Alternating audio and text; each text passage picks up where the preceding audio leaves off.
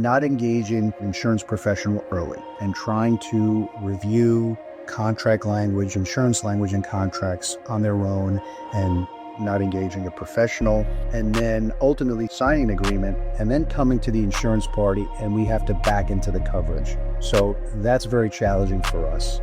It's very difficult we don't know what terms are being agreed to. Another pitfall that we find is that they're either usually sort of not forecasting the cost of insurance properly. Hello and welcome to the Solar Maverick podcast, where solar meets entrepreneurship and experience. I'm your host, Benoy Thanjan, so let's get into it. Hi, this is Benoy, your host of the Solar Maverick podcast. I'm excited to have Dimitrios Parikos. He's the Senior Managing Director, Global Energy and Climate Tech at the practice Brown & Brown Risk Solutions. We're going to have an interesting conversation about insurance and renewables. I've known Dimitrios for a very long time. I'm excited to have him on the podcast. We've been talking about this for a very long time, and there's a lot of interesting things with insurance and insuring solar projects. Welcome, Dimitrios. I appreciate you coming to Jersey City from northern New Jersey. Benoy, thank you. Happy to be here. Thank you for having me once again. It's an honor, and you're absolutely right. This is long overdue. So looking forward to this conversation. Yeah, definitely. And maybe if our audience is not familiar with Brown & Brown, can you talk about the company and then specifically your role in clean tech? Yeah, sure. So Brown & Brown is a very large publicly traded company. We are in a full services insurance broker. You may have seen an announcement recently that we've acquired another larger brokerage. So with the consolidation of two companies, will probably put us at the fifth largest in the world. I am part of Brown & Brown Risk Solutions, which is an entity within Brown & Brown that focuses on the larger, more complex risks out there. We're very industry focused. My role specifically is to lead our global energy and climate tech practice, which consists of 20 colleagues who focus in on mostly power business with specific focus on renewables every day. We don't work on any other type of business. Energy is our specialty, and that's what we want to focus on. And that's huge. As you know, like energy is so complicated, and then to create insurance products for your clients and unique products that you really need to have that industry background. And you have many years of actually energy insurance experience, which is pretty amazing. I do. I've actually been in the renewable energy space for almost 19 years now. So wow, when a 250 kilowatt system was a big deal, I was there creating an insurance program for those systems. And it was a very different world back then. I started in 2006, actually. Yeah. And then overall, I've been in the insurance business for about 25 years. So you're the original Maverick. I'm the original Maverick. The OG, the insurance part of it. And as you know, like there's just so many pieces to it. The more, and I'm sure like just all your experience with starting at 250 kilowatts, then seeing, I know you're working on extremely large projects now. Can you talk about like, if our audience, the Mavericks are not familiar, how does insurance factor into like underwriting and financing of solar projects? Yeah, it's actually a very important component to financing projects, of course. I would say years ago, and still on some level today, many developers tend to overlook insurance, whether they don't want to deal with it, don't understand it. But it's a critical piece, especially over the last 5 years, because if developers don't think about it early and often, it could ruin the economics of a project. It's critical to engage your insurance brokers very early, because a lot of what we do is contractual review. We want to make sure that all contracts that lease agreements, EPC contracts, they all have insurance language in them. So for us to engage early, advise our clients on whether those terms, conditions are fit for PERC before they sign anything. Because I think it's critical that we're able to go into the marketplace and actually get that coverage in place for you. So I would say it's critical for a project to be bankable. Lenders are, of course, keen on making sure that coverage is in place, and we're here to help our clients through that. Yeah, being a broker of insurance products, you're able to help your clients find the best solutions for them. What are like the most critical types of insurance policies that solar developers should have in place before reaching financial close? Yeah, good question. I would categorize insurance in three buckets, right? So you've got your corporate insurance that any corporation would need and any to provide workers' compensation for their employees, insurance for directors and officers, things of that nature, but would be bucket one. Bucket two would be what we're talking about today, project level insurance. Yeah. I'll get to that in a second. And then bucket three, which we could address maybe later on, is what I call the more esoteric or non-traditional types of insurance. These are things like tax credit insurance. Oh, that's right. It's pretty big now. Some of the more bespoke, customized solutions. But getting back to sort of the second pillar, talking about project level insurance, depending on when financial parties get involved in the transaction, I mean, there's some core coverages that need to be contemplated. Certainly during development and construction phase, you want to make sure that you have what we call builder's risk, which is construction of the asset, making sure that no physical damage is done to that during the construction. And that also includes what we call delay and startup, which is a financial impact to the project. And then, of course, third-party liability. So during the course of construction, something occurs where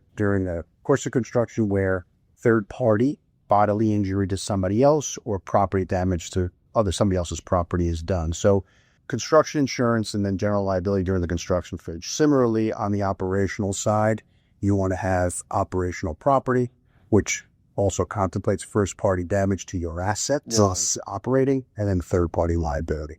So those are sort of the core coverages. I mean, there are others depending on, there could be an environmental risk, potentially. So if there might be some environmental cover that needs to be put in place. But those are the core coverages for the project. Yeah, that's a great summary of something very complicated, and especially like the major insurance coverage. Obviously, we talked about like project developers, but who are your typical, customers that you work with in the renewable energy space? I'm assuming it's a wide variety. It's a wide variety. We don't discriminate. We work with certainly large independent power producers. We work with public utilities who own renewable assets, private equity companies that are in critical infrastructure funds that play in the space as well. And we also go downstream a little bit, and we're also global energy and cleantech. Yes. We do work with okay, that's great. That are in that space. A lot of them are early stage companies, so we're happy to take them through their journey, and we also work with those types as well. Yeah, that's great that you're helping a wide range of companies within the energy and clean tech, renewable energy space. You kind of actually talked about some of these. What's the role of like insurance and de-risking, solar projects, whether it be utility, community, solar, CNI? You talked a little bit about it on the description, but can you be a little more specific about that? Yeah.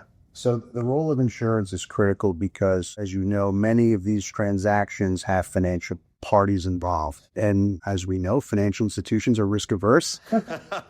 They don't want to be on the hook for any potential issue that occurs. So a lot of them have insurance consultants that they work with. Yeah. So part of what we do is work with those consultants. And of course, interesting. Well, advocating for our clients to make sure that terms and conditions that are put forth in these covenants are A, fit for purpose, B, commercially available, and C, most importantly, commercially available on a commercially reasonable basis. Interesting. Are they not too expensive? Yes. So not to get into specific coverages, but, over the last several years, see for that hail. We talked a lot about this. Is a big concern for solar. Oftentimes, when you have larger projects, lenders may require a very large hail limit to cover definitely a total loss. Sometimes those limits are not available in the marketplace, or they're just too expensive to buy. So there's a bit of a negotiation to be done from that perspective as well. So you're able to now get hail insurance? Is that because I know there was that big storm a few years ago, the hailstorm in Texas, and it damaged a lot of panels, and there was a lot of discussion about whether it was covered or not through insurance. And I know you were on a panel with Clean Energy Associates, I think, talking about that. Can you go into like that whole issue of hail insurance, whether it's covered? Yeah, so typically on policies, and hail would be, from an insurance perspective, would be covered under a category called severe convective storm. and the hail is part of that. There are other perils that are under that coverage as well. So as you're going out and procuring coverage, natural perils like hail or hurricane, they're part of these property policies or these construction policies, right? They're typically, though, depending on where they're located, where the projects are located, will determine how much coverage will be available. Oh, okay. That makes sense. Right? So, for example, if we have, a project in Texas, or, Brazoria County, Texas, or a high hazard hail area in Texas, underwriters are not going to necessarily give you full coverage for that particular project. Yeah. They're going to limit their exposure to something much less of the value of the project. So standard has been, depending on the size of the project, somewhere between $10 million and $25 million. Okay. So that's the total amount that you will get. Yeah. Typically always subject to an underwriter process. And then if it's a really large project, there's requirements to buy on top of that. We can go out to what we call the excess marketplace and procure additional coverage for that. But again, we need to evaluate whether, the cost is going to be okay in terms of the economics of the project. Yeah, that makes a lot of sense. I appreciate you explaining that. And then we're seeing like more climate events happening. Like, how is that kind of similar how it's structured? There's some sort of amount maximum or some sort of range of coverage that's basically offered. And then, well, we've got a modeling team internally. Sometimes we'll go to external modeling. We'll look at, what the weather events would be in a 1 in 100 or 1 in 250 year. And it's just really another data point, right? A lot of the coverage is driven by what the lenders want. Yeah, for sure. So I think over the last year, the market has changed a bit. There seems to be, in 24 in particular, hail, there weren't as many natural catastrophes as there were prior years. So there is a little bit more capacity now for hail coverage. Yeah. So that's loosened up a bit, but it's still always on a case-by-case basis, driven by location. Oh, that makes sense. Everything's case-by-case basis now, especially with the risk, right? The insurance risk. And then, it's interesting. You mentioned how financial parties, don't like risk. Some of the things that we've seen in solar assets are underperformance of the asset based on what it's forecasted.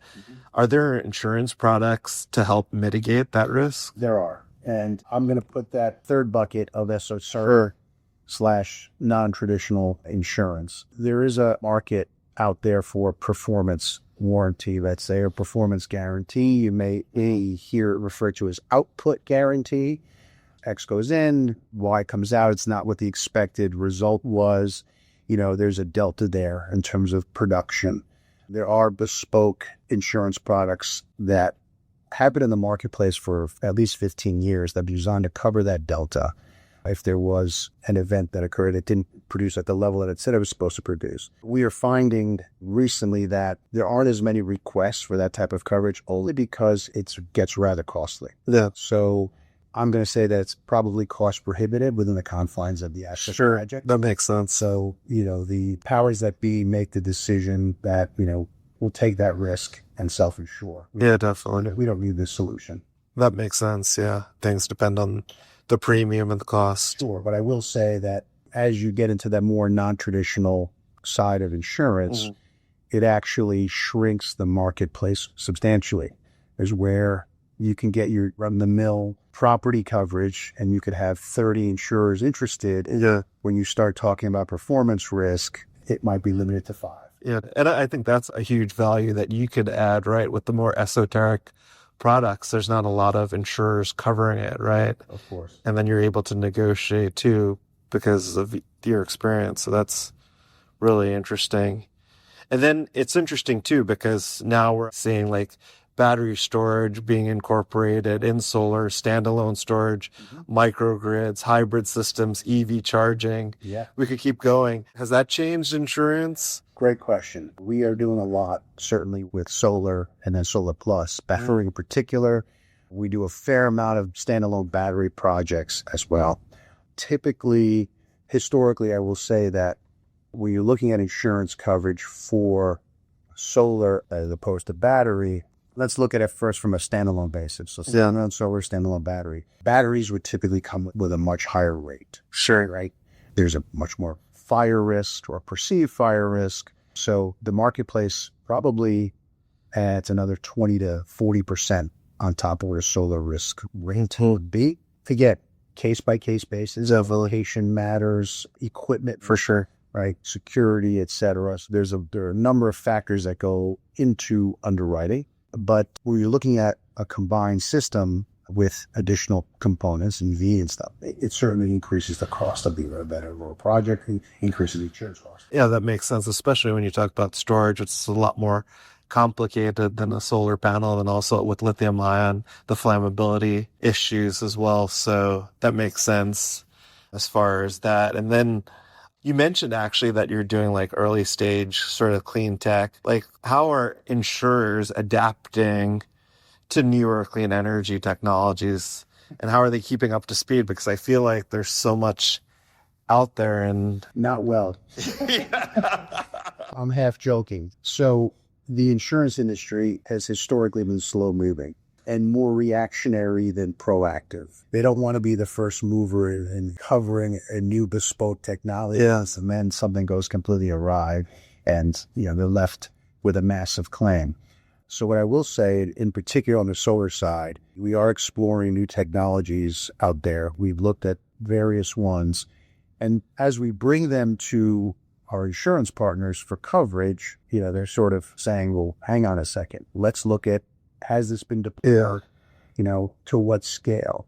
For sure. Are we comfortable with the technology? Are there any independent engineering reports that are out there that are vouching for this technology? The short answer to your question is that newer technologies are not met with, a lot of affection initially, because definitely underwriters are worried about it until it's actually shown some history. for sure. They're not adapting too well, but they are willing to look at it. They're not going to turn it away. I would say the cost of these bespoke technologies, newer ones, will be higher initially. But as that makes sense. Premiums are going to be higher until it gets more accepted and the risks hopefully are less. That's interesting. And then too, like, what common mistakes do developers make when it comes to insurance planning? How could they avoid it? Not just developers, but, anyone in the renewable. I feel like insurance could be extremely complicated than trying to figure out whether it's worth paying the premium for the coverage. I know I get easily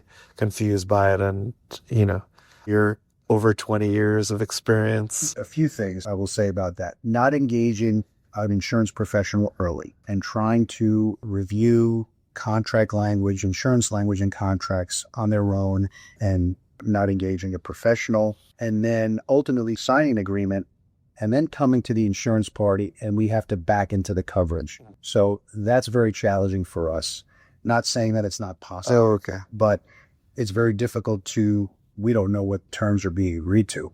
For sure. It may not be available in the marketplace. Another pitfall that we find is that they're either usually sort of not forecasting the cost of insurance properly.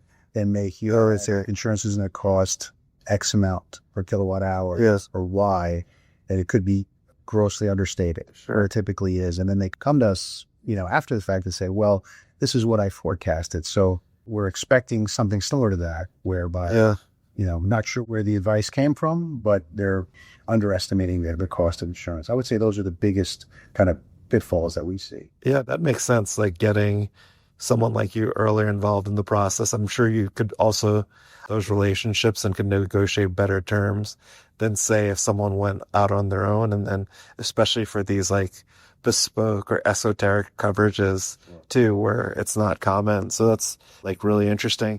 I would actually be interested in like getting your perspective. You worked when it was only 250 kilowatts, was considered a big system back in 2006. Like, are there like any specific trends that you're seeing within the renewable energy or solar industry from your perspective? Because I think you have a unique perspective as someone working in insurance. The proliferation of solar over the past several years has been amazing, right? Not just on, from community solar to C&I, or residential, massive utility scale solar, as we all know, there's been a big boom. We don't know what's the future holds, or at least for sure near-term future. But, and then of course we talked about earlier, inclusion of battery storage, as well as Solar Plus. right? Solar Plus. That's been a lot of our clients right now are doing Solar Plus battery. So we're seeing that proliferate over the last several years. But new tech as well coming in, trying to kind of mitigate things like hail. Yeah. So designing of modules, that's changed over the years. And then, of course, more and more solar companies or roofing companies that have become solar companies have come in over the last several years. So there's a lot of players out there. And then, of course, you've got sort of the consolidation of the industry. Yeah, and that's another interesting point you just mentioned. What about the complexities of like having a roof warranty and then having solar on it? I know it creates a lot of confusion, and then usually you have to basically get the policy, the roof in warranty or insurance basically to be fine with the solar. Yep.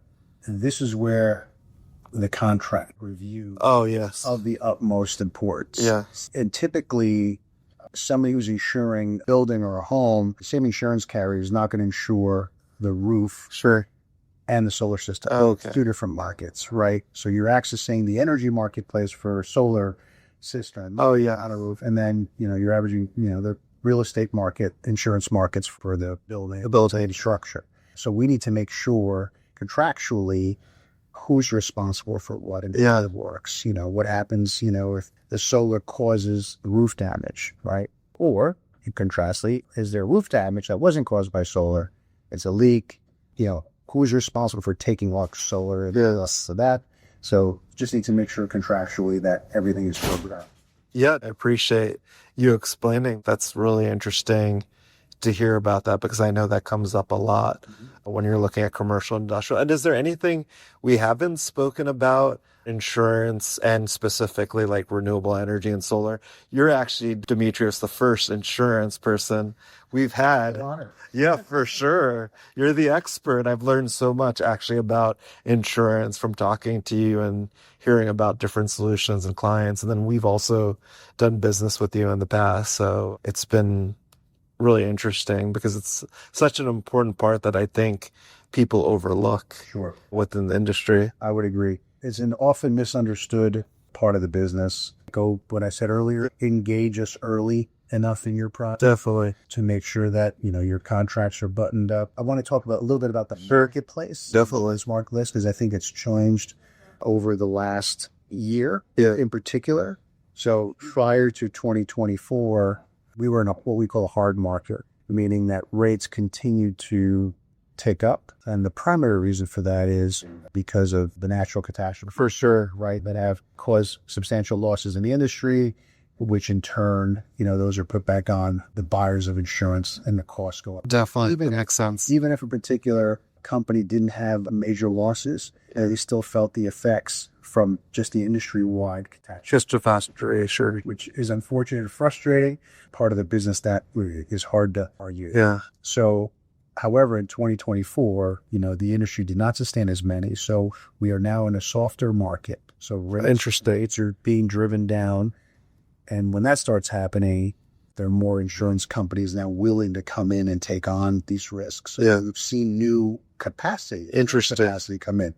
So both domestic and London insurance capacity. Yeah. So we look at our renewals, let's say, for example, and if we market it to a number of insurers, we have more than 100% subscribed. So for sure, we may have 10 markets that are interested and each offering, a particular line size, which is great. So, yeah, definitely. That is great. We have the flexibility of choosing the best, most cost competitive, best terms and conditions. Yeah. So it's a nice problem to have right now. Oh, for sure. That's great. I never even thought about that until you mentioned that. And that's huge if you're looking into getting coverage right now, the softer market. So I appreciate you explaining that.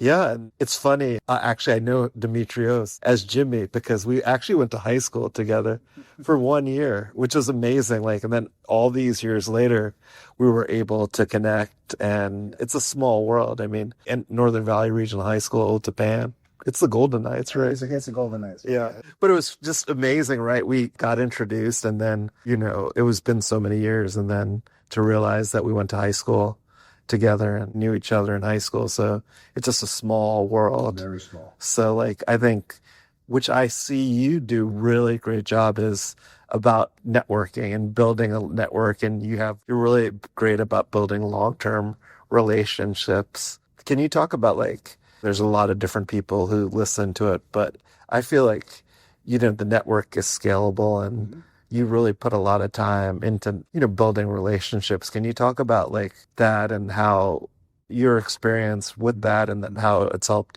like your business? Yeah. I've always taken the view in business, that a relationship has to be curated right over time. So, and insurance is not a sexy industry, but what keeps me going every day is the relationships that I have with my clients, right, and my insurance partners. So that for me is top of the table. But again, to your point about being a small world, right? Oh, for sure. I'm going to come in contact with somebody.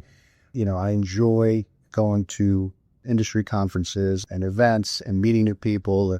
I just think it's an important part of our business. As much as we want to automate everything, I think the human touch is something that is going to be around forever. Oh, for sure. Even with AI, I still believe like humans want to buy from other humans. AI is a great tool and it's still early in the process, but I think still people will want to buy from people. So I think you're right, like in-person events, building relationships with people. Yeah. So that's huge. Critical. And a critical part of our business, right? And for sure. If they like you and trust you, they'll do business with you. Oh, well, this has been an amazing interview. I appreciate you making the time, Dimitrios, on the Solar Maverick podcast, our first insurance company. And I know we've been working on this a while and, I appreciate you making time and I learned a lot. So I'm sure our Mavericks did. If our audience wants to learn more about Brown Unbound or you, what is the best way for them to do that? Reach out to me via LinkedIn, Dimitrios Parikos. I'm active on LinkedIn. Go to our site, bbrown.com. You'll find a lot of useful information there. I would say the best way is let's have a conversation. Reach out to me, maybe through you, Benoy, sure, or to me directly. Happy to have a chat anytime. Yeah, and I've had a great experience working with Dimitrios on our insurance needs for Reneu Energy. And yeah, happy to like refer anyone, could reach out to me personally too. We'll have it on the notes of the podcast as well. And I really appreciate you making the time. And I'm glad that you're able to educate us on the insurance industry. It's been a pleasure and an honor and look forward to lunch soon. Yeah, for sure. Thank you again. Thanks for listening to the Solar Maverick podcast. The Solar Maverick podcast is brought to you by Reneu Energy. We're a solar development and consulting firm. If you believe that this podcast is adding value to you, please give us a 5-star review and share with those that you think could benefit from this information. Please email all questions, suggestions, and feedback to info@reneuenergy.com. That's info@reneuenergy.com. The Solar Maverick podcast is produced by Podcast Laundry and executive produced by Benoy Thanjan and Kevin Y. Brown.